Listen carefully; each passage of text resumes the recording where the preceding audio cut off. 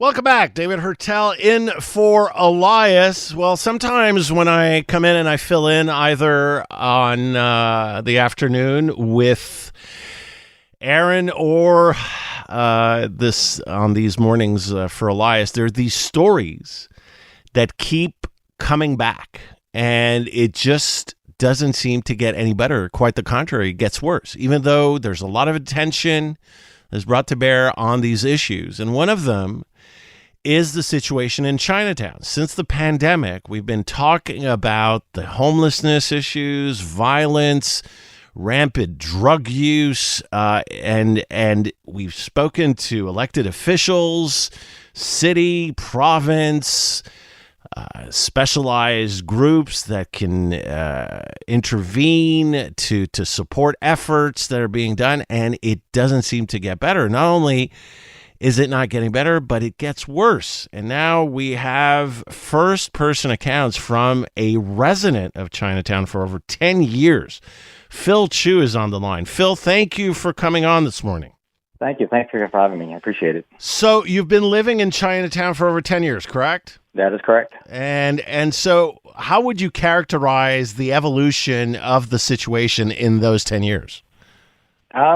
Look, it's downtown, so you're always accustomed to seeing a little bit of something. Sure. But since the pandemic, especially since they opened that shelter by the Guy Favreau Center, it just rapidly degraded to the point that I've been in Montreal for over 25 years. First time in my life. Listen, I love Chinatown. I love Montreal.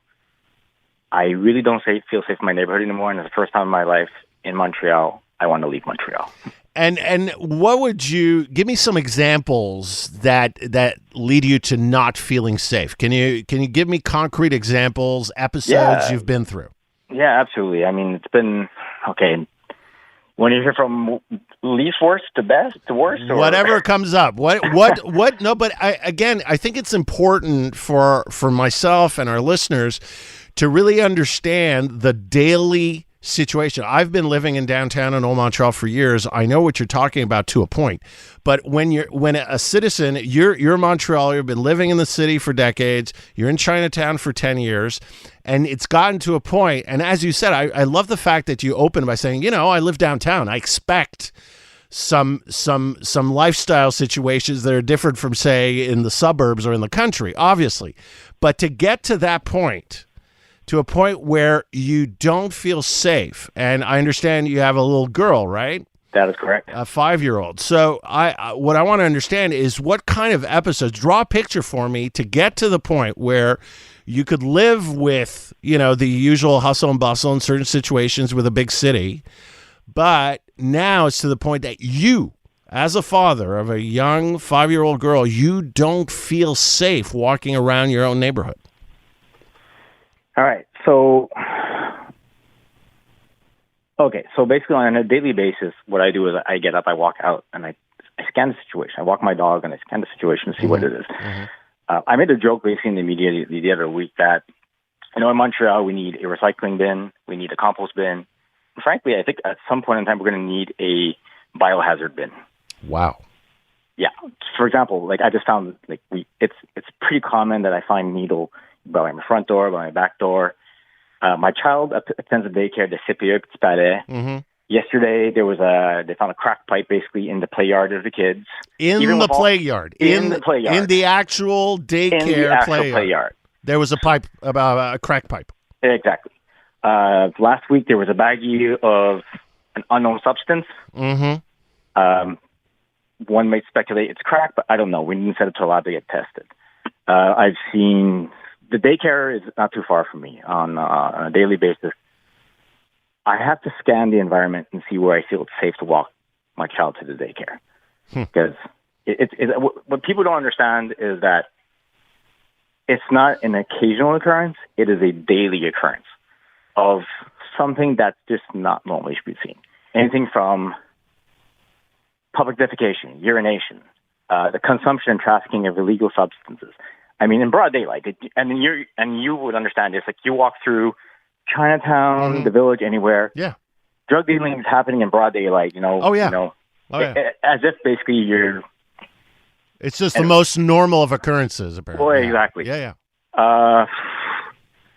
We've seen cars getting broken into. And in fact, basically right in front of my place. Remember 2 years ago, basically there was a cop patrol car that was stolen? Yeah, I remember that. Yeah, yeah, that was right in front of my place. So, go on. And I'm not even done yet, okay? No, go. Gosh. I mean, in the windows of daycare, there's been instances of public masturbation, urination, defecation, consumption, and trafficking of illegal drugs in the windows of the daycare. The other week in the day, I think it was like about a week or 2 weeks ago, I had to ask someone who was smoking crack that was next to the play yard to please move away.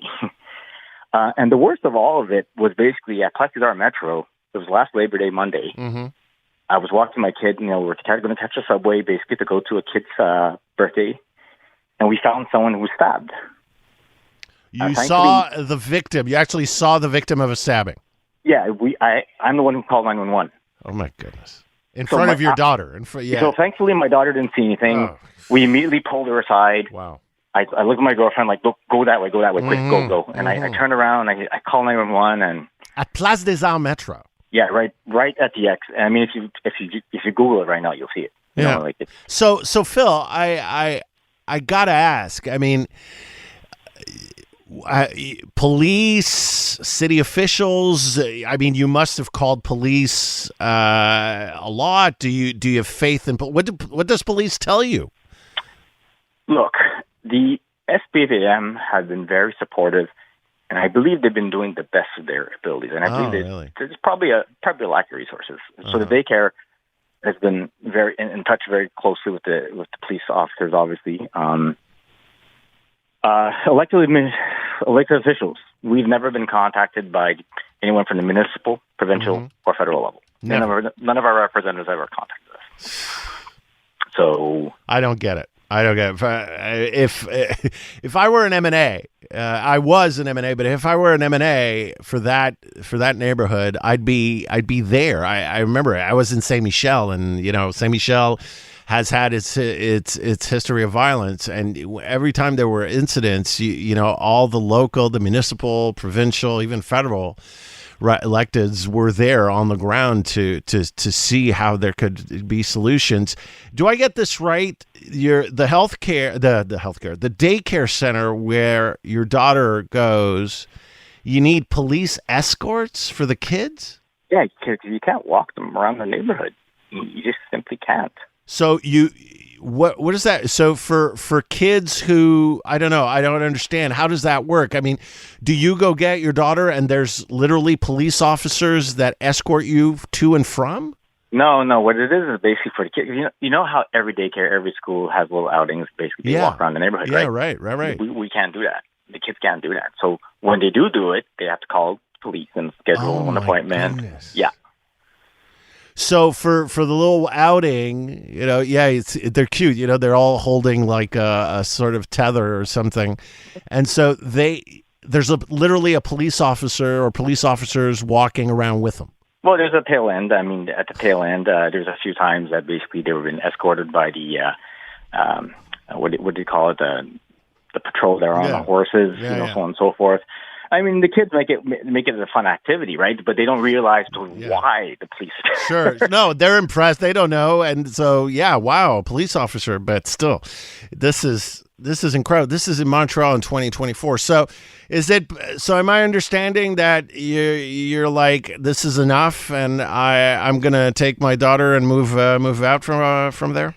Well, I mean, we're looking into it, right? Like for the first time, we're having that serious discussion, and we're just debating in terms of which neighborhoods we want to go into. Mm-hmm. Do we even want to stay in Montreal? Because as we both know, look in the news: St. Henry, Verdun, the Village. I mean, and the list goes on, and basically every neighborhood is having a similar issue. Sure. So the question now becomes: do we want to even stay in Montreal? And that's a horrible question to have to ask. I love this city. Me too. I really, really love this city. I mean, I've never felt more at home ever. So, but now it's just at some point in time.